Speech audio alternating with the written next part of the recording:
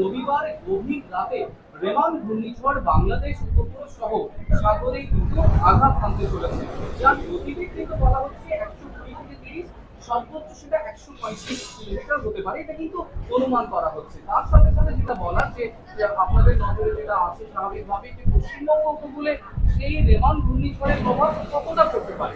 স্বাভাবিকভাবে সেই যেটা আবহাওয়ার আপডেট হয়েছে যে আজ অর্থাৎ রবিবার উইকেন্ডে প্রচন্ড পরিমাণে বৃষ্টিপাত হবে, আগামীকালও বৃষ্টিপাত হবে।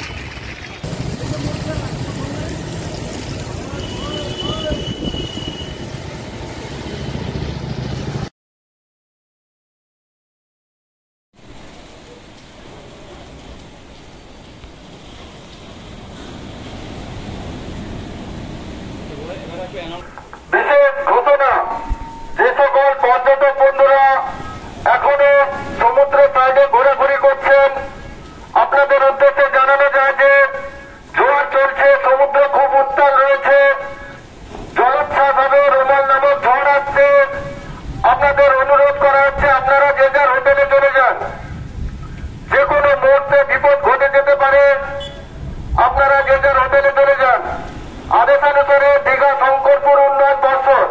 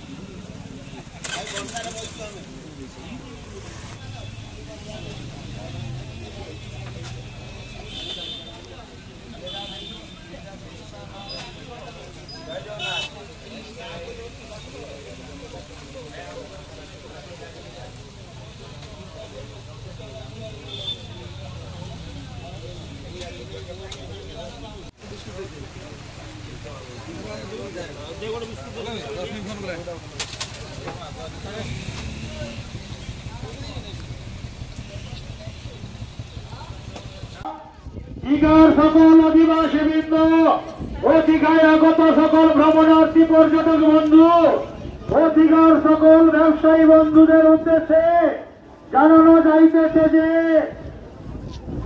দীঘার বঙ্গোপসাগরে সৃষ্টি হওয়া ঘূর্ণিঝড়ের প্রভাবে দীঘার সমুদ্র যে কোনো সময় উত্তাল হতে পারে। তাই দীঘার অধিবাসী বৃন্দ ও দীঘায় আগত ভ্রমণার্থী পর্যটক বন্ধুদের কাছে প্রশাসনের তরফ থেকে বিনম্র আর সাব ডিভিশনাল অফিসার কাথি মহকুমা বিশেষ ঘোষণা। এত দ্বারা দীঘায় আগত সকল ভ্রমণার্থী পর্যটক বন্ধু ও দীঘায় আগত সকল ব্যবসায়ী বন্ধু ও দীঘার অধিবাসী